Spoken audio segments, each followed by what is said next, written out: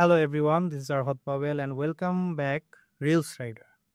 দীর্ঘদিন আসলে কোনো ভিডিও আমি দিচ্ছিলাম না, করা হচ্ছিল না সময়ের জন্য। আর আমি আসলে যেভাবে ভিডিও করতে চাই সেই রকমভাবে আমার সময় সুযোগও হয়ে ওঠে নাই। তো খুব শীঘ্রই হয়তোবা আমার যে টার্গেট সেটা নিয়ে আমি আবার কাজ করব এবং আরও কিছু ভিডিও আমি দিব এবং অ্যাজ এ পাবলিক ডিমান্ড যেটা মানুষ যেটা চায় ওই টাইপের ভিডিওগুলোই আমি দেওয়ার চেষ্টা করবো, যেহেতু বাইকিং জগতে আমি নিজেও নতুন এবং আমি চাই যারা জানতে চায় তারা যেন একদম সলিড ইনফরমেশনটাই পায়।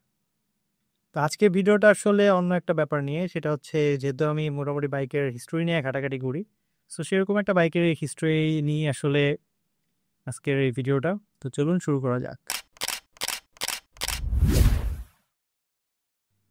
বাইকিং জগতে অলরেডি ইয়ামাহা, ডুকাতি এবং কেটিএম বলা যায়, আরও বেশ কিছু বড় বড় জায়ান্ট, কিন্তু বিশালভাবে ইউরোপীয় মার্কেট বলি বা আমাদের এই মধ্যপ্রাচ্যের কথা বলি কিংবা এশিয়ান সাবকন্টিনেন্টের কথা বলি, সব জায়গায় এই ব্র্যান্ডগুলা একটা বিশালভাবে একটা রাজত্ব স্টাবল করে রাখছে, সেটা দীর্ঘদিন যাবত। এই ইউরোপিয়ান মানে মার্কেট প্লেসের কথা বলি বা মানে আমাদের যে রিসেন্ট যে বাইকিংয়ের যে জগৎটা সেটার কথা যদি বলি, সেখানে আসলে এই জায়ান্টের ধারে কাছে অন্য কোনো বাইকিং কোম্পানি খুব একটা স্টেবল না। সেখানে সিএফ মোটর নামে একটা চায়না ব্র্যান্ড যাত্রা শুরু করে। মানে এই বড় জায়ান্টদের মধ্যেই একটা ছোট্ট শিশু ঢুকে পড়ে। আমার এই ভিডিওটা আজকে মূলত সিএফ মোটরকে নিয়ে, যারা তাদের যাত্রা কবে থেকে শুরু করলো এবং চায়না থেকে এখন পুরো বিশ্বে তারা কিভাবে দাপিয়ে বেড়াচ্ছে। সিএফ মোটো চাং ফাং মোটরসাইকেল কোম্পানি লিমিটেড, যেটা যাত্রা শুরু করেছিল 1989 সালে, যাদের লক্ষ্য ছিল কাটিং এইজ টেকনোলজি এবং শক্তিশালী পারফরমেন্সের মাধ্যমে বিশ্ব জয় করা। সিএফ মোটর প্রতিষ্ঠাতা মিস্টার লাই গুয়োগাই, যার চিন্তাভাবনা ছিল আধুনিক, নির্ভরযোগ্য ও শক্তিশালী ইঞ্জিনের মাধ্যমে বিশ্ববাজারে প্রতিযোগিতা করা। প্রথম দিকে সিএফ মোটো মোটরসাইকেলের ইঞ্জিন তৈরি করত, পরে ধাপে ধাপে একটি পূর্ণাঙ্গ মোটরসাইকেল এবং বিভিন্ন যানবাহন তৈরি করা শুরু করে। 2000 সালের দিকে সিএফ মোটো প্রথম আন্তর্জাতিক বাজারে প্রবেশ করতে শুরু করে। বর্তমানে সিএফ মোটো মোটরসাইকেল, এটিভি এবং যানবাহন বিশ্বের 100টিরও বেশি দেশে রপ্তানি করে থাকে।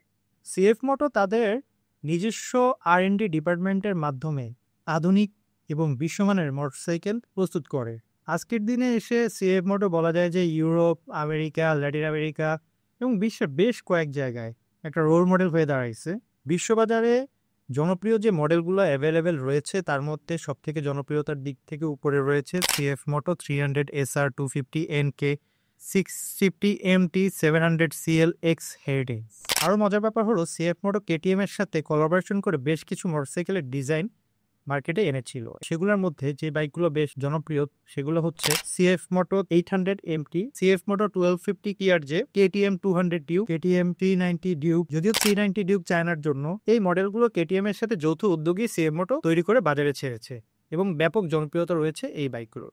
বর্তমানে সিএফ মোটো বাংলাদেশের বাজারেও অ্যাভেলেবেল হয়েছে। তাদের বেশ কিছু মডেল বাংলাদেশের বাজারে সাড়া ফেলেছে বলা যায়, কারণ তাদের যে প্রাইস, তাদের যে ফিচার, সেই হিসাবে তারা মার্কেট ডোমিনেটই করতেছে বলা যায়।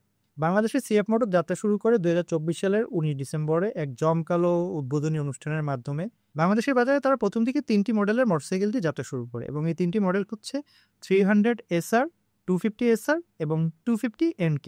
এই বাইকগুলোতে রয়েছে dual channel ABS, USD suspension, slipper clutch, TFT meter সহ আরও অনেক ফিচার।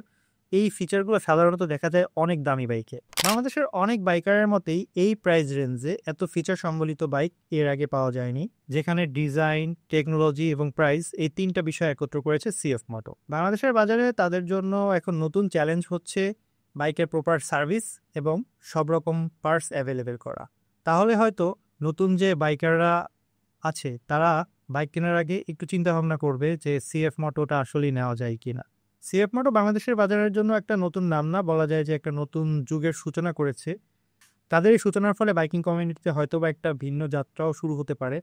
যেখানে আগে কথা ছিল যে চায়না বেশি দিন যায় না, সেখানে সিএফ মোটো শুধু এখন চায়নারই বাইক না, টোটাল ওয়ার্ল্ড ওয়াইডই একটা ভালো ব্র্যান্ডিং বাইক বলা চলে। বাংলাদেশের বাজারে আসলে কতটুকু কি করতে পারবে, কি মনে হয় আপনাদের, সেটা অবশ্যই জানাতে পারেন কমেন্টসে। তো ভালো থাকেন, নেক্সট ভিডিও পর্যন্ত দেখা হবে ইনশাআল্লাহ সামনের কোনো ভিডিওতে।